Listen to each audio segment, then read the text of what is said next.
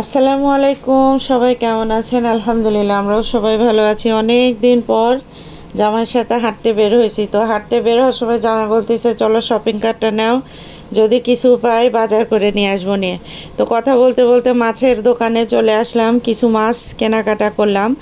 তো মাছ কেনা শেষে ভাবলাম যে ঘরে বাচ্চাদের ফ্রুট শেষ হয়ে গেছে। তো রাস্তার উপরে যে দোকানগুলো বসে, আমার আবার রাস্তার উপরে যে দোকানগুলো বসে এগুলো থেকে কিন্তু আমার কাছে এত ভালো লাগে, জানি না কেন। সামারের সময় এই রাস্তার উপরে বসে, আর এগুলো আমি দেখছি যে সুপার মার্কেটের থেকে তুলনামূলকভাবে একটু দামও কম হয়। তো কিছু ফ্রুটস কিনলাম, বাজার করলাম, করে বাসায় আসলাম। মানে বাজারের কোনো শেষ নাই, একটার পর একটা লাগতেই আছে। তো সামনে দেখি সুপার মার্কেটেও বেশ ভালো ভালোই আর কি সেল দিছে অনেক কিছু। তো সুপার মার্কেট থেকেও কিছু নিলাম। বাজার করতে করতে আসলে অনেক বেশি দেরি হয়ে গেছে। তোর বাবাকে বললাম চলো তাড়াতাড়ি বাসায় যাই। বাসায় যেয়ে আবার এই বাজারগুলা গোছাইতে হবে, রান্না করতে হবে, বাচ্চারা চলে আসবে স্কুল থেকে। আজকে একটু প্রতিদিনের নিত্য প্রয়োজনীয় যে জিনিসগুলো লাগে সেগুলাই বাজার করলাম। লেটুস পাতা নিলাম একটুখানি সালাদের জন্য, জুকিনি নিছি, সেদিন রান্না করছিলাম, বাচ্চারা খুবই পছন্দ করছে। তো আজকেও একটুখানি নিয়ে আসলাম। এই মরিচটা নিছি, ওর বাবা আবার কাঁচা হলুদ নিল। আর এই ডালটা নিছি সালাদের জন্য, আমি একদিন সেদ্ধ করে দেখি সালাদ বানাবো। আর ওরা আবার র্যাশবেরি আর ইয়েটা আপনার খুব পছন্দ করে, তো ওদের জন্য র্যাশবেরি আর ব্ল্যাকবেরিটা নিলাম।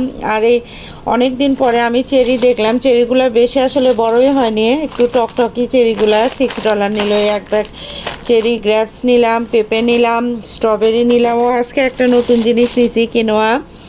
তো আমার জামাই তো ভাত খায় না আসলে অনেক দিন ধরে, তো ওকে ভাবছি যে দেখি ওই তরকারির সাথে কিনোয়াটা রান্না করে দিব। আর আজকে ফাতেমা বলছে ও আজকে কি লাজানিয়া খাবে। আমাকে আজকে মানে প্রায় 1-1.5 মাস হলে আমার সঙ্গে লাগছে যে ও লাজানিয়া খাবে। তো আমার আসলে সময়ের অভাবে আমি বানাতেই পারি না। তো আজকে আমি কিছু কিছু জিনিসও নিয়ে আসলাম লাজানিয়ার, যে ওকে আজকে বানাই দিব। তো দেখি আজকে ইনশাল্লাহ বানাই দিব। লাজানিয়ার যে চিকেনটা আগে রান্না করে নিব, তো তার জন্য আমি এখানে কড়াই দিয়ে দিলাম ঘি পরিমাণ মতো। হয়েছে ঘিটা এখন এরকম বয়মে উঠাইছি। আমার জামাই ঘিয়ে বয়মের মধ্যে খালি দেখা যায় পানিয়ালা চামিচ দেয়, দিয়ে ঘি নষ্ট করে দেয়। এই জন্য ভাবছি একদম এরকম কৌটাতে। এটা সেদিন বার্লিংটনে গেছিলাম, দেখলাম ভালোই লাগলো, তো এরকম বয়মে আর কি উঠাইছি। তো ঘিটা যখন গরম হয়ে গেছে তার মধ্যে আমি এখানে রসুন কুচি করে রাখছিলাম, তো রসুনটা দিয়ে দিলাম। রসুনটা একটু হালকা ভাজা হলে এখানে আমি 2টা বড় বড় পেঁয়াজ কেটে রাখছিলাম, পেঁয়াজটাও দিয়ে দিলাম। এই পেঁয়াজটা একটু 2 মিনিটের মতো আর কি ভেজে নিবা। খুব বেশি ভাজতে হবে না, হালকা একটুখানি ভেজে নিলেই হবে। এখন আমি এটার ভিতরে দিয়ে দিব চিকেনের কিমা। কিমাটা আমি দিয়ে দিছি, দিয়ে চিকেনের সঙ্গে আগে আমি এই আর কি পেঁয়াজ আর রসুনটা ভালোভাবে মিক্স করে ভাজা ভাজা করে নিব। প্রায় আমার 4 পাউন্ডের মতো হবে কিমা।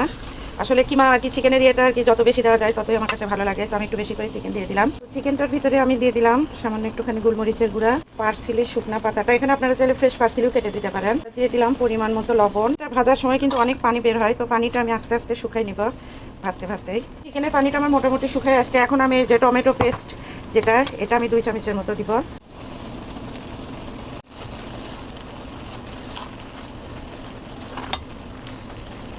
তো এটার ভিতরে আমি আরেকটা টমেটো ক্যানের আর কি পেস্ট দিয়ে দিলাম। সস ভালোভাবে মিক্স করার পর এখন আমি এটা এই ব্র্যান্ডের আর কি অনিয়ন গার্লিক সসটা পুরাটাই দিয়ে দিব।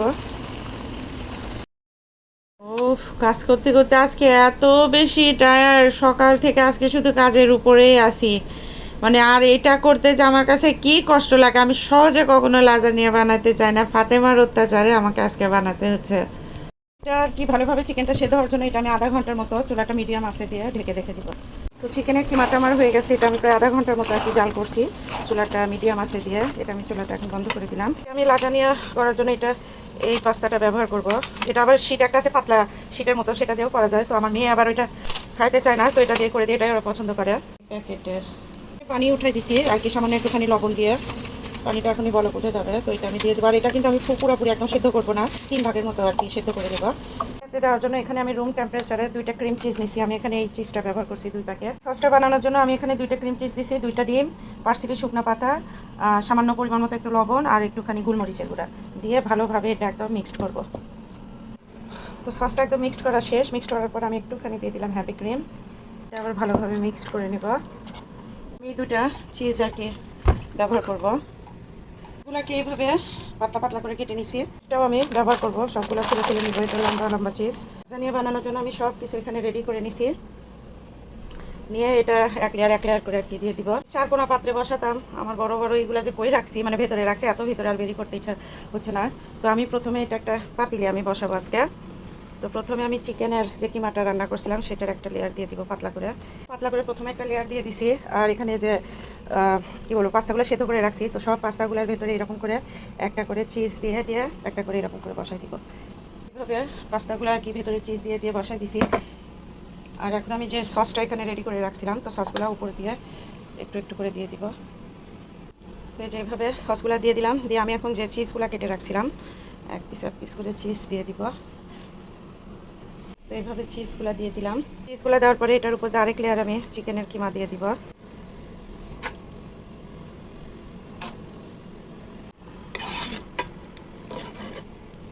চিকেনের কিমা দেওয়ার পরে আমি আবার একটা করে এই যে চিজগুলো ভিতরে ঢুকাই দিয়ে এখানে দিয়ে দিব। এইভাবে আমি আবার এক লেয়ার দিয়ে দিলাম, দিয়ে এখানে আবার সেই হোয়াইট সসটা আবার দিয়ে দিব সবগুলোর উপরে চিজের আর কি যে সসটা বানাইছিলাম ক্রিম চিজের, সেটা দিয়ে দিলাম আবার। দিয়ে আমার এখানে একটুখানি আর কি চিকেনের কিমা ছিল, সেটা উপর দিয়ে দিব।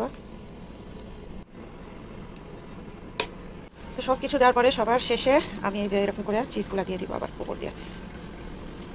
চিজ দেওয়ার পরে আমি এরকম করে সবগুলোর উপরে একটুখানি করে থাইমি লিভস দিয়ে দিলাম। উপরে আমি এভরিথিং কী বলবো, ইটালিয়ান একটা সিজলিং, সেটা একটু করে উপরে দিয়ে দিব। এটা অপশনাল, দিলেও হবে না দিলেও হবে, শুধু চিজটা দিয়ে আপনারা ঢেকে দিয়ে করলে পারবেন। দিয়ে দিলাম। আমার রেডি করা শেষ। এখন আমি ঢাকনা দিয়ে দিলাম। ঢাকনা দিয়ে আমি ওভেনে এটা ঢুকাই দিব 350 ডিগ্রিতে দিয়ে 45 মিনিট রাখবো। লাজানিয়াটা আমি 45 মিনিটের মতো রাখছি ওভেনে। আজকে এই মিক্সড কিনোয়াটা রান্না করব, দেখি কেমন লাগে। জীবনের ফার্স্ট রান্না করতেছি আজকে। এটা দেখতে যে মাশাআল্লাহ কি সুন্দর লাগতেছে, এটা খাইতেও আসলে অনেক ভালো। তো জামাইয়ের জন্য একটুখানি মাছ ভেজে ফেললাম, এর মধ্যে ব্রকলি সিদ্ধ করে ফেললাম। জামাইয়ের জন্য প্লেট রেডি করে ফেললাম। আজকে প্রথমে কিনোয়াটা রান্না করলাম, দেখি কেমন লাগে। তুমি স্কুল থেকে চলে আসো, তুমি কিসের স্মেল পাচ্ছিস আজকে? তোর ফেভারিট কিছু রান্না হয়েছে আজকে? Lasagna. ইয়েস আমার ফেভারিট ফুড কুকিং না। Look at this beautiful child. এই যে লাজানিয়া বের করে ফেললাম, মাশাআল্লাহ। Gimme. মানে আমার সব বাচ্চারা এটা এতই পছন্দ করে। ফাতেহা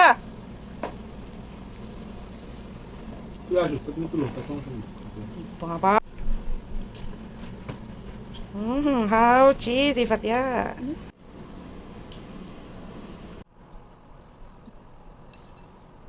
ফাতিমার ফেভারিট লাজানি আজকে খেয়ে দেখি আম্মু কেমন হয়েছে। ফাতিমা তো বলছে ভালো হয়েছে, তাই না? আসলেই আমি হয়েছে, তাই না? Yeah.